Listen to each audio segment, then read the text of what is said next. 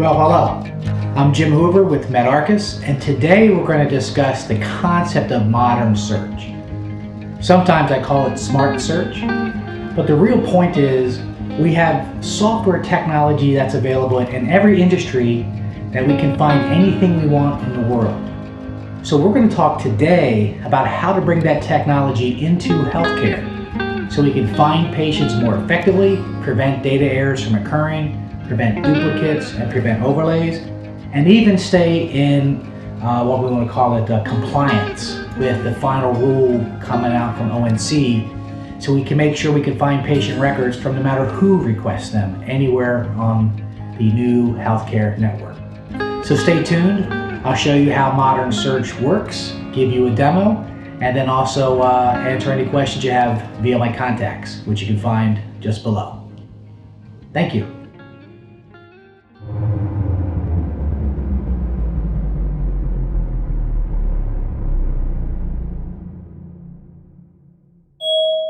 So let's get into the presentation of SurePatient Smart Search. We must acknowledge that many patient records look the same. Family members, people with the same names, twins, common names. Theoretically, at least, every patient should have one unique record in the MPI, right? But how confident can we be that the patient record we found is actually the correct one? How can we be sure that this record does not belong to another patient? And moreover, can we really be sure that we found all of the patient's records? With such a high duplicate average count in industry, 8% by AHEMA measurements, we have a 1 out of 12.5 chance of getting an incomplete record. And this is because our EHR searches are problematic. That is to say, the EHRs assume perfect data because it's text-based search. And that's a huge limitation and the reason for all of our duplicates. Because if the data is not exact, then we don't find the patient record. It's really quite that simple. And EHR search, frankly, just misses the mark when data is not perfect. The conclusion is apparent. When we have data errors in the MPI, EHR searches do not work well. The more data errors we have, the more duplicate and overlay records we will have. These small data errors are directly related to our duplicate and overlay problem. So let's understand a little bit about the data errors that we're talking about. They accumulate day by day. They're accidental. Mistypes, individuals just flipping characters around, transposing characters. And fortunately, no single error is usually catastrophic. But there's an old saying, you probably heard it, death by 1,000 cuts. Every misspelling, every address error, every piece of missing information is going to contribute to those duplicate error problems, or worse, overlays. It's truly death by 1,000 cuts. Really what it comes down to is data errors equals search failures. And search failures are what cause duplicate records, and sometimes overlays. When we have enough errors in our EHRs, the EHR search will work correspondingly worse. These small data errors are the root cause of duplicate and overlay records. But let's consider something. Other industries do data differently than healthcare. The underlying data is different, but yet they don't seem to have the same kind of search problems finding the customer, for example, as we do in healthcare. Let's connect the dots and think about other industries. Specifically, let's acknowledge first that our data is full of errors. We can all agree with that. Then let's think about every time we use a browser and search with Google, Yahoo, Bing, any sort of internet search you can think of. They just work. We don't wonder why we can't find our data typically. So if we think about other industries that do search well, industries that we use the tools every single day, at work and at home, we should ask ourselves, what should we use to search medical data? And the answer, of course, is technology that leverages the techniques that internet search technology uses in its application.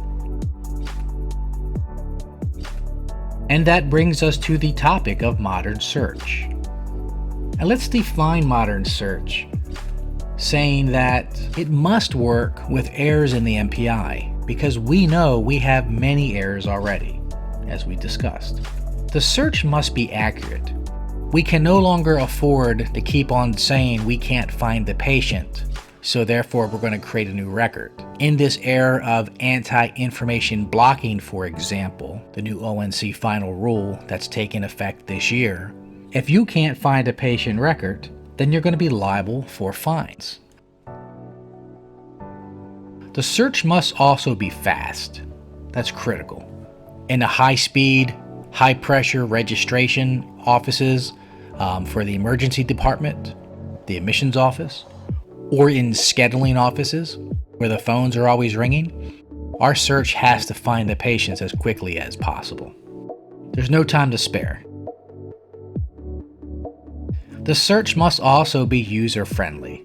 Think about it. We get on the internet and use internet search easily and without training. Yet when we use EHRs, there's often a lot of training and techniques that go into using their tools so we can find our patients. It seems sort of backwards from what we do using internet technology. The search also has to be smart. Just like Google, when you search, say, for movies, it knows your location. It understands the context in which you're searching. And it's the same thing with patient search. If I'm searching for a patient record, say Jim Hoover, my name, it should also understand there's probably a record under James Hoover, as well as James Huber, where someone misspelled my name because I didn't pronounce it as clearly as I could, and so on and so forth. We've already talked about it must work with errors in the MPI, and that's the fundamental driving principle for modern search in healthcare. Has to. Our data has errors by definition, and our search needs to work with errors by definition. And that leads us to our final requirement for modern search, that it has to be fault tolerant. In other words, search can still find patients even when there are a lot of errors in what we type in their name in the search fields or in what is in the database, the MPI itself. Modern search must tolerate errors in every location and still give us the results. The question now becomes, what is fault-tolerant search? We're not going to go into it in detail in this presentation, but understand modern search, smart search, works on data that's standardized, or what's called normalized. The addresses should be in a certain format, like USPS standards. The data should be capitalized. Known defaults should be removed from the data for the sake of comparison, and so forth. Standardizing our data is a critical component of modern search, and very few organizations do that today. The smart search also should work with data errors that are near misses, addresses or names off by a few letters or numbers. It should work with abbreviations, FIRST for FIRST, or AV for Avenue, or Boulevard for BLVD, because I can barely spell boulevard sometimes. These typos and misspellings should just be a mere inconvenience to the search, not a showstopper like it is with EHR searches. And this fault tolerance is important because many records have multiple errors. We call records with more than one error a compound error. And those give us especially difficult problems during patient search and patient matching. And we're not going to get into the topic today of records with missing information, but Smart Search should also do what it can to fill in the gaps where data that's missing for certain patient records.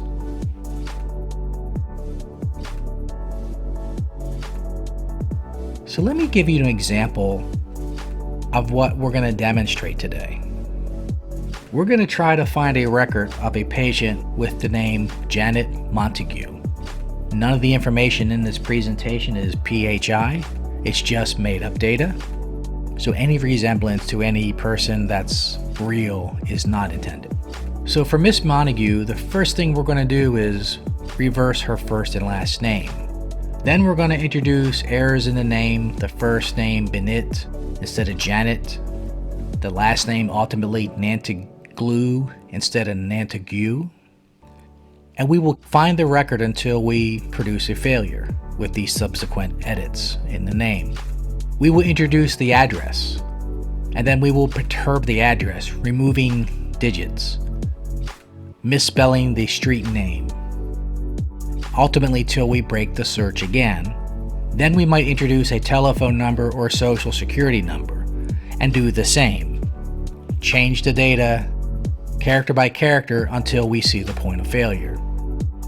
The important thing to consider is that most search systems, and probably all EHR systems, cannot find a patient with 10, 12, 15, 20 errors in the search data.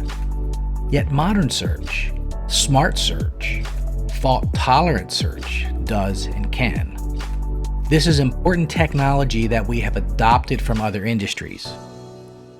And now we can apply it to finding Janet Montague's record from Nantaglu Benit. So let's get into that demo and I'll show you what we're talking about. So just like in the presentation, I'm going to put in the last name Montague and the first name Janet. We find the patient and up pops the medical record. And the test patient is a picture of my mom. Shh, don't tell her I'm using her photos. We can check the score and see that it was perfect match for what we typed. But what if we reverse the first and last name? We will find the same patient, except the score is a little bit lower. We deducted part of it because the names were in the wrong location. Now we'll start to perturb the name. We'll search for Janet first, and we'll make some changes to the last name in a moment. Lower score 0.863, rather. But you see, we are still finding the same patient, even with a grossly misspelled first name in the wrong location.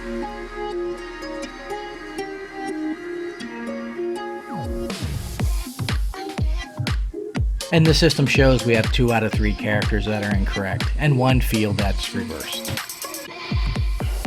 Now let's mess with the last name, Montague. Let's make it Mantaglu. Add 3 more errors to the name. Now we've got 3 errors in the second name and in the last name, 3 errors in the first name, and the name's reversed for a total of 7 errors, and we still find the patient. That's incredible. Now let's make it Benit. Finally, we made the system fail. Finally. So what do? We add more information. This is the key part about overlays. The more information we type into the record, the more precisely we're going to dial into the correct patient. With this new approach to search, the best practice is to type as much information into the search rather than less. Now let's type in the street address. 2406 7th Avenue, or Ave, and we find the same patient. Let's mess with the address a little bit, and maybe misspell 7th. Actually, not misspell. Let me correct myself to give an abbreviation. That's part of the smart search, using synonyms for things that might be spelled different ways. Let's change the number, remove a 0, Now we change the address. We maybe avenue instead of avenue. So we've got even more errors. We'll finally misspell 7th now. We'll make it the 7th. I can't even pronounce it. We'll make it 7th now. And ultimately, when we remove the N, we make it fail. I don't want to go through every field because it gets monotonous, but let's just throw in the social security number.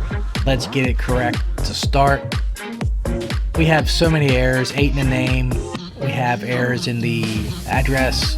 1, 2, 3, 4, 5, 6, at least 6 errors in the address. Now we're making errors in the social security number. And eventually we're going to cause it to fail again. But this is the power of modern search. Fault tolerant and smart.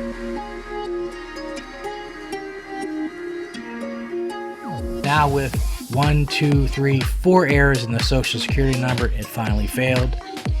Alright, I'm going to type in the home phone number just for grins.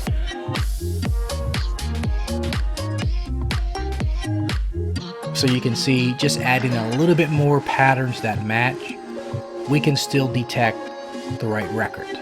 And if I make some mistakes in the phone number, make a mistake in the front, maybe my finger slipped, I typed an 8 instead of a 9, you can see the score is still pretty high, 0.6. Change one of the other area code numbers or local code numbers, and then change the last digit. Finally, it should fail.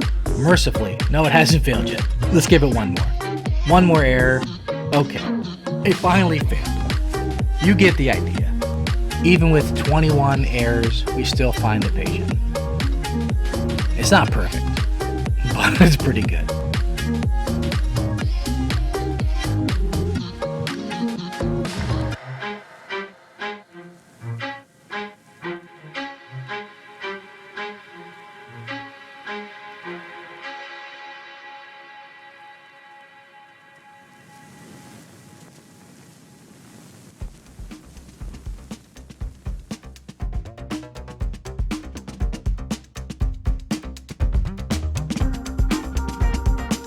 So how was that demo? Pretty cool?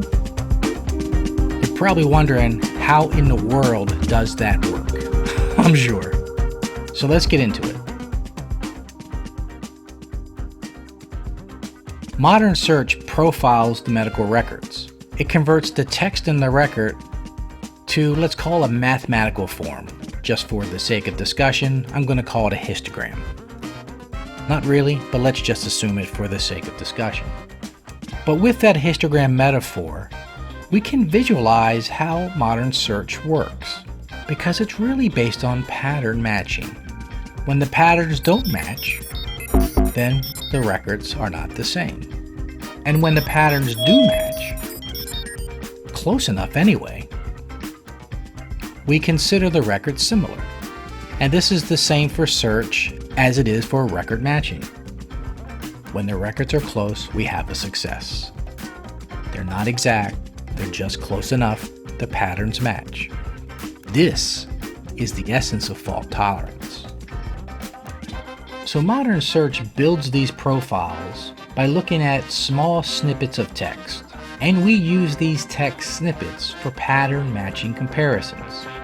By looking at small text snippets, modern search can match text even if there are typos in many parts of the word, or the name, the address, the social security number, the date of birth, the telephone numbers. Even when there are many errors, as you saw in the demo, this pattern matching still works fabulously, because ultimately these patterns uniquely identify a patient record. Think of it like a fingerprint of the record. A modern search tool will scan the text, building up this profile that is used for the record comparisons. And these text snippets that we pull from the profile are the elements of the pattern matching. If enough of these match, then we have two records that are similar, even with spelling errors, giving us these histograms, so to speak.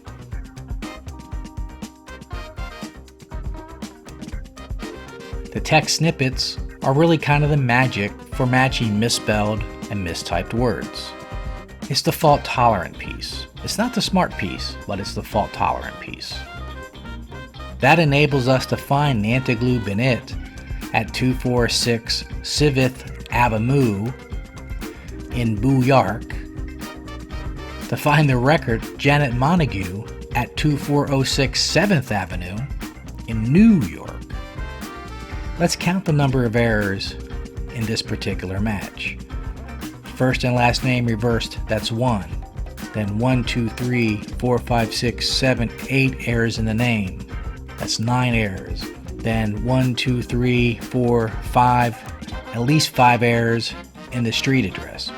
Then 3 errors in the telephone. Then 3 errors in the social. Then 4 errors in the city. That's about 23 errors. Plus or minus a few, because I'm getting old and my math might be wrong on the fly. But about 23 errors, and yet we still found the patient record. That's outstanding. That's how modern search works. And today's EHR search, even the newest EHRs, simply cannot do this. But they should.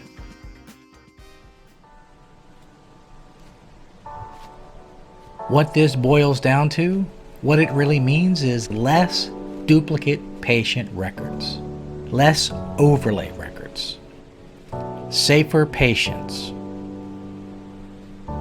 less expense to clean EHR MPIs, less lawsuits due to malpractice when the wrong medical records are used, or not the entire medical record is available for treatment. It also means on the revenue side of the house, less denials because we have the data correct before we send in the claim. In order to accomplish this, Smart Search must understand things like nicknames, misplaced names, that is, names that are in the wrong fields, like compound names. Garcia Lopez, for example, not having both compound names in one record and part of the compound name in another record, or the wrong field, like the middle name. Fixing malformed addresses, and any of the words in the medical record misspelled. That's Smart Search. That's fault-tolerant search. And I want to give you a couple of high-level examples before doing a deep dive on one, where modern search also improves other aspects of healthcare IT for patient safety. The same technology for search is also applicable for patient matching. So modern search, Smart Search, helps find hidden duplicates inside of MPIs that were not uncovered by the EHR matching engines and by the third-party matching engines, because they too are using older 1960s technology. And it mostly works, but it doesn't find all the data errors, especially those records that have compound errors. The Smart Search is really great for clinical search. That is to say, to expand patient search to include clinical data fields, including free text fields like patient problem list or physician notes. This matching technology, believe it or not, is really good for infectious disease tracking, because we can use it to find patients that work near each other, that have similar phone numbers and addresses that are in close proximity in their travels, that may have incidentally exposed an infectious person to the patients that we have in our MPI. It's a really interesting tool for population health, using the pattern capability of modern search to cluster similar patient records together.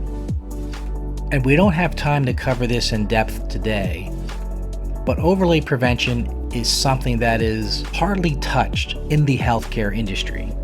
But this pattern matching technique is great for preventing overlays, not just on the front end for the search piece, which is critical, the first step of prevention, but also finding dissimilar data that does not belong in a patient record because it belongs to somebody else. In other words, the patterns do not match, but yet the data is in the record anyway. We can use these techniques for discharge analysis to help determine if a patient is at risk of being readmitted or not. And then lastly, and more fundamentally understandable is the search function itself is really necessary for the new requirements, for the new regulations passed by ONC and CMS for information blocking. If providers cannot find a patient record that they have and find all of the records, including duplicates, that provider is at risk for running afoul of the anti-information blocking regulations, which have substantial fines. The fines come from HIPAA as well as the new anti-information blocking regulations, so providers might actually get fined twice for the same infraction, because HIPAA also requires providing medical records to patients. That's the portability part of HIPAA. There are other uses too, like benefit eligibility checking, opioid tracking across state databases, and so forth, but I'm running out of space. You get the idea, I think. With expanded patient matching on clinical data, you could do any sort of data you can imagine, like blood type is obvious, vitals or allergies. But the free text fields is where a lot of the juice is for the similarity of patients. What problems do they have that are consistent and common across their records? And then also the clinical notes. Physicians are likely to discuss the same sort of issues for the same patient, but when they're in different records, it's easier to find them if the text is similar, but not exact. And I want to close out this demo with a thought experiment on error prevention. We already know at the conclusion of this conversation that finding patient records will stop the duplicate and overlay problem that's systemic in our industry. We know that. But what if we could also leverage this technology in an even more progressive way? That is, implementing a two-stage registration process, or what one of my favorite customers said, it's kind of like EHR bumper guards. Keeping the data inside the EHR, protecting the EHR, as it were. So what does two-stage registration mean? Well, it's a quality check on new patient registrations, is what it really is. It's a QA. And what we're looking to do is turn duplicate registrations into near misses instead of duplicate records. We're really trying to protect the patient where it matters, just before the encounters.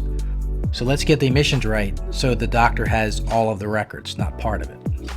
We originally envisioned this solution for departments that had high error rates, often like an external clinic or physician practice that doesn't have a lot of staff, particularly for data quality.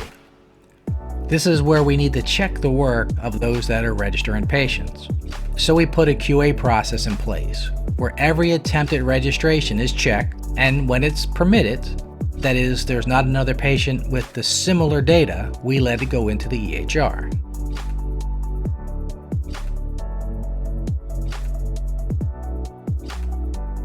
Conversely, when there's a record that already has similar data in the EHR, we prevent it from being entered into the MPI. And we put it into a queue for patient access to figure out what is the situation. Why did we not find the right patient? Or why are we trying to create a duplicate record? And of course, we can override the system and enter that record if we want. But hopefully that's after some research was done before the patient record is duplicated. Great example of this are multiple births. Siblings, similar names, same birthday, probably MRNs that are really close to each other as well. Those are sometimes hard for matching systems to find. Not all, but some. I wish I had time to show you more, but you have the idea, I hope, of how flexible this modern search can be.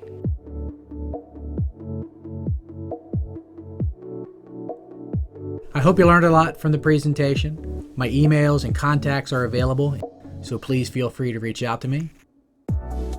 There's a lot of important data that's in the video, and I hope some of it was useful for your organization. There's a lot of work we have to do in industry, and hopefully next year we'll be talking about some other interesting topics that are related to improving patient matching and patient search. Have a great rest of the conference, and thank you so much for attending my video. Bye-bye.